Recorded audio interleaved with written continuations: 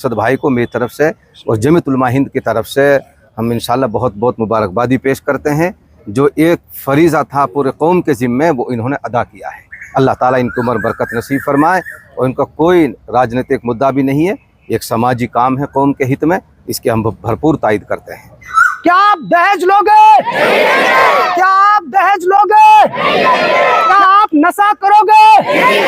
क्या आप नशा करोगे? क्या आप नशा करोगे? पढ़ेगा मेवात, पढ़ेगा मेवात, पढ़ेगा मेवात। ये आज की जो हमारी यात्रा है ये बुराई के खिलाफ है। बुराई में हमने 3 चीज़ों को शामिल किया है जो बहुत ज़्यादा चरम सीमा को पार कर रही हैं। पहला नशा, दूसरा दहेज और तीसरी शिक्षा। अब देखिए हमारे जो बुज़ुर्ग हैं, उलेमा हजरात हैं, बीच बीच में नेता भी कोशिश करते हैं, समाज सेवक कोशिश करते हैं, प्रयास सबका रहा है इन 77 सालों में। उन्हीं का एक हिस्सा अपने दौर के हिसाब से मैं भी बन रहा हूँ। इन आलिमों की दुआ से, इनके आशीर्वाद से और तमाम 36 बरादरी के आशीर्वाद से मैं भी इस यात्रा का हिस्सा बन रहा हूँ अपने हिसाब से। तो देखिए जो नशा है और जो दहेज है ये ख़त्म कहाँ से होगा? ये यहाँ से ख़त्म होगा।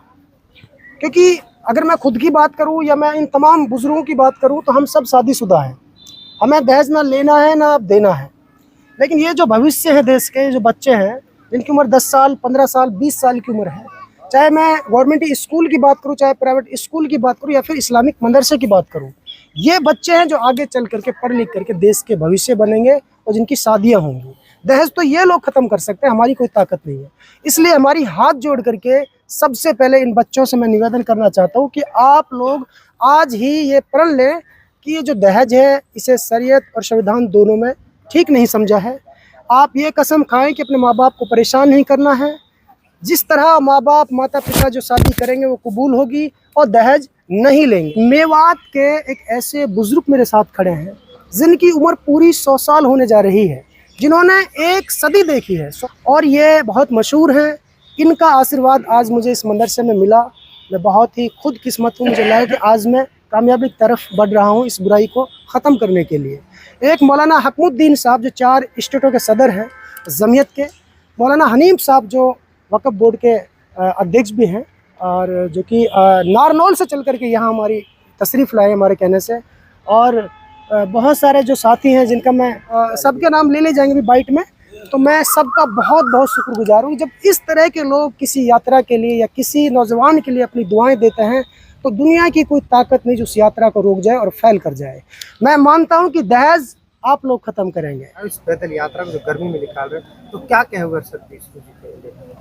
मैं माशाल्लाह अरशद भाई को इस पे बहुत बहुत इनको मुबारकबादी पेश करता हूँ, शुक्रिया अदा करता हूँ कि इन्होंने हमारी कौम का और ख़ास तौर से इलाक़े मेवात का जो एक अहम काम था, यानी एक तो शिक्षा अभियान और दूसरे नशा मुक्ति मेवात और तीसरे नंबर पे जहेज़ का ख़ात्मा, इन तो 3 मौज़ूआत को लेकर ये चल रहे हैं इस गर्मी की शिद्दत में। तो पूरी कौम की तरफ से गोया ये कफ़ारा अदा कर रहे हैं। ये काम हर आदमी को करना चाहिए था और कौम के ख़ास तौर से ज़िम्मेदारान करना चाहिए था, लेकिन भाई अरशद ने बेड़ा उठाया है। हम इसकी पुरज़ोर तायद करते हैं, कंधे से कंधा मिला करके हम अरशद भाई के साथ खड़े हैं इस मुहिम में। और ये वक्त की अहम तरीन ज़रूरत है। आज हमारे नौजवान बच्चे नशे में इतने मुलव्वस हैं कि जिसको बयान नहीं किया जा सकता। छोटे छोटे बच्चे 9-9, 10-10, 11-11 साल के समेत पी रहे हैं, जुआ खेल रहे हैं, शराब पी रहे हैं, कैसे कैसे नशा कर रहे हैं। तो ये एक अच्छे इन्होंने पहल की है, शुरुआत की है। हम इनके बहुत ममनून और मशकूर हैं, इनको मुबारकबादी पेश करते हैं, इनके हम साथ खड़े हैं। रमज़ान साहब, आप बड़े बुजुर्ग हैं, आपने 1 सदी देखी है और हमने तो कभी नहीं देखा कि किसी पत्रकार ने ऐसा बीड़ा उठाया हो जो अपने खर्चे पर गर्मी में ऐसा चल रहा हो नशे के खिलाफ, दहेज के खिलाफ। तो इस यात्रा के बारे में आप क्या कहेंगे? ये काम तो हमारी जमीयत को करना चाहिए था, लेकिन अरशद भाई ने ये काम शुरू किया है तो ये हमारा भी इलाके का है और हमारी इनके साथ तायद है। और इंशाल्लाह हर जगह अगर याद करेंगे तो हम हर जगह इसकी कारकर्दगी के साथ हम शरीक होंगे इंशाअल्लाह अज़ीज़।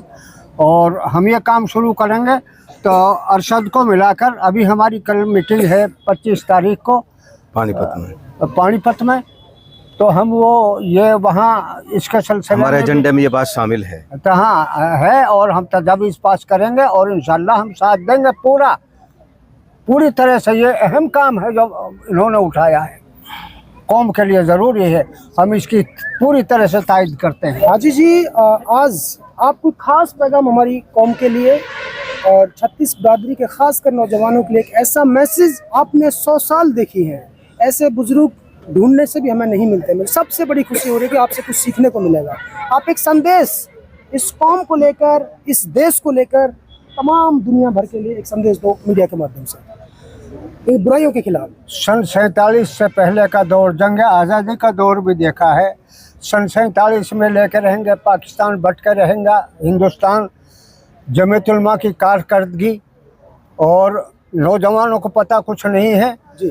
तो वो दौर भी देखा है, सन 47 का दौर देखा है। अब वो दौर जो अब दौर चल रहा है जी। वो तो सारी भलाई और एहतराम और सब कारकर्दगी जो अच्छाई से ताल्लुक़ से, तो उनका तो नाम निशान भी नहीं है। जी। अब जुआ है, सट्टा है, बच्चे पढ़ते नहीं हैं। स्कूल में बच्चे पढ़ते हैं तो वो दुबकते हैं, छुपते हैं, इसलिए नाकाम होते हैं। मैं तो ये कहता हूँ जो आपने काम शुरू किया, हम आपके साथ शाना बशाना खड़े हैं। जहाँ हमको आप तलब करेंगे हम हाजिर होंगे इंशाअल्लाह जी। ये तो अहम काम है। मैं बात करूँ देश की जंग आज़ादी की, जिसमें हजारों उलेमा हजरात ने 50,000 से भी ज़्यादा बताते हैं जिन्होंने फांसी के फंदे को चूमा है, हंसते हंसते जान गंवाई है इस देश के लिए। लेकिन आज क्या होगा इस तांती का, वो मस्जिदों में भी आराम से नहीं बैठ रहे हैं, मतलब नमाज होती है तो पीछे हंसते हैं जुमे की नमाज में। तो मैं ये चाहता हूँ कि आप इस कौम के लिए, इस नौजवानों के लिए कोई ऐसा संदेश हो इनको सीख मिले। इंशाअल्लाह हम कोशिश कर रहे हैं, करते रहेंगे और आपके साथ रहेंगे इंशाअल्लाह। जमीयत उलमा, ये जो आप जो मिशन आपने शुरू किया है, ये जमीयत उलमा का एक एजेंडा है। मैं तो आप ही का बच्चा हूँ, ये इंशाअल्लाह और हम वर्कर बन के काम करूँगा। ये इंशाअल्लाह हमें उम्मीद है, कोई अपना नाम नहीं चाहिए, इंशाअल्लाह मैं सिर्फ आपका एक वर्कर की तरह काम कर रहा हूँ। मैं बात हम हर हल्के में ये काम लेकर चलेंगे और आपको दावत देंगे। चूँकि आपने शुरू किया तो हम आपके शाना बाशाना साथ रहेंगे इंशाअल्लाह, क्योंकि ये तो कौम की भलाई के लिए कदम है। अल्लाह इसे कामयाबी नसीब फरमा। मैंने हाजी जी इस काम को इसलिए शुरू किया है क्योंकि मेरे 25-26 लाख दर्शक हैं, क्योंकि हम जिस बात को कह रहे हैं या आप कह रहे हैं वो दुनिया के बीच में भी जानी चाहिए। तो वो प्लेटफॉर्म है, इसलिए मैंने सोचा कि आपके बीच में लेकर के चलूँ, ताकि अब हम यहाँ बना रहे हैं वीडियो, लेकिन हमारी माँ बहनें भाई बुजुर्ग सब घरों में है, चाहे कोई खेतों में, सब इस मैसेज को पढ़ेंगे, देखेंगे, सुनेंगे। जी जी जी इंशाल्लाह फ़ायदा होगा। अभी हरियाणा तालीमी बोर्ड के नताइज आए और बड़े अफसोसनाक पहलू ये है कि उसमें हमारा मेवात तालीमी मैदान में सबसे पिछड़ा हुआ है। ये बड़ा अफसोसनाक पहलू है।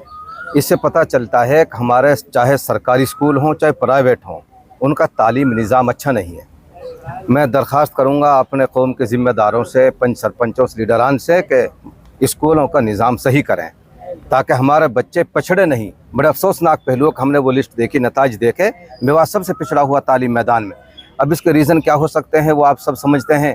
एक तो बच्चों का खेल की तरफ रुझान, टीचरों का वक्त पे नहीं आना, पाबंद नहीं करना, स्कूलों में कोई सहूलियत करना होना, ये तमाम चीज़ें, और बच्चे हमारे दूसरे लतों में पड़े हुए हैं।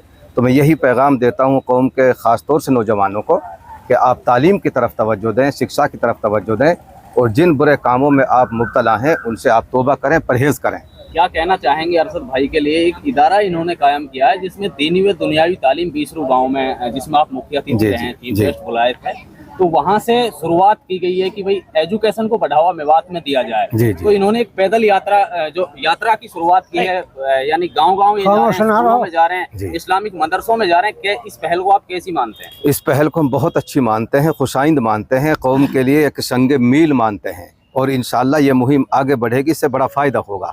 और मैं पहले भी कह चुका, फिर कह रहा हूँ, अरशद भाई को मेरी तरफ से और जमीयत उलमा हिंद की तरफ से हम इंशाअल्लाह बहुत बहुत मुबारकबादी पेश करते हैं। जो एक फरीज़ा था पूरे कौम के ज़िम्मे, वो इन्होंने अदा किया है। अल्लाह ताला इनको उम्र बरकत नसीब फरमाए। और इनका कोई राजनीतिक मुद्दा भी नहीं है, एक समाजी काम है कौम के हित में, इसके हम भरपूर तायद करते हैं।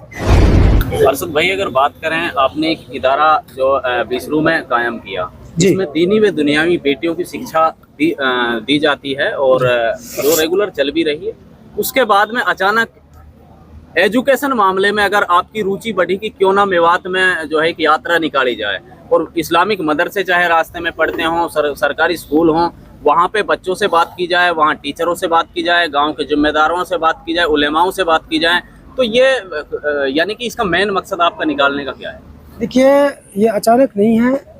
5 साल पहले मैंने इस बुराई के खिलाफ इस मुहिम को डिज़ाइन कर लिया था, लेकिन खुद को साबित करने में बहुत समय लगता है, क्योंकि एक आम आदमी आके अगर बात करे उसकी बात को कोई सुनेगा नहीं।